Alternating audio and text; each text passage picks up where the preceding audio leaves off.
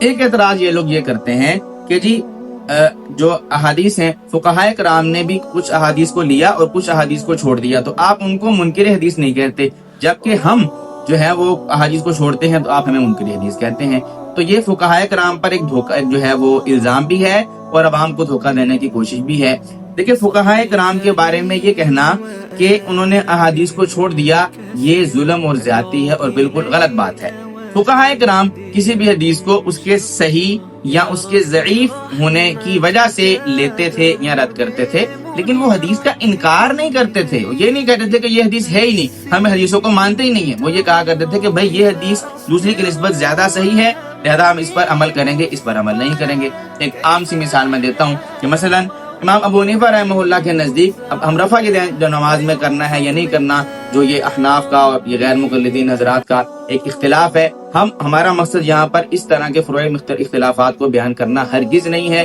آپ حضرات جانتے ہیں کہ میں اس طرح کی اختلافی مسائل پر بات نہیں کرتا، لیکن چونکہ ایک موضوع ہے تو بات سمجھانے کے لیے اس میں انشاءاللہ کسی بھی قسم کی جانبداری نہیں ہوگی۔ تو امام ابو حنیفہ رحمہ اللہ رفع الیدین کے معاملے میں حضرت عبداللہ ابن عباس رضی اللہ تعالیٰ عنہ کی حدیث لیتے ہیں کہ انہوں نے نماز پڑھی اور رفع الیدین نہیں کیا۔ ان کے نزدیک ان کی حدیث زیادہ صحیح ہے، انہوں نے اس پر فتویٰ دے دیا۔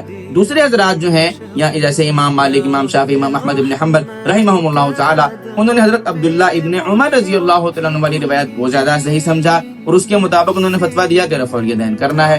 تو دیکھیں انہوں نے ایک حدیث کو لیا لیکن دوسری کا انکار نہیں کر دیا کہ وہ حدیث ہی نہیں ہے، بلکہ یہ کہا کہ میرے نزدیک یہ زیادہ صحیح ہے، لہذا میں اس پر عمل کروں گا۔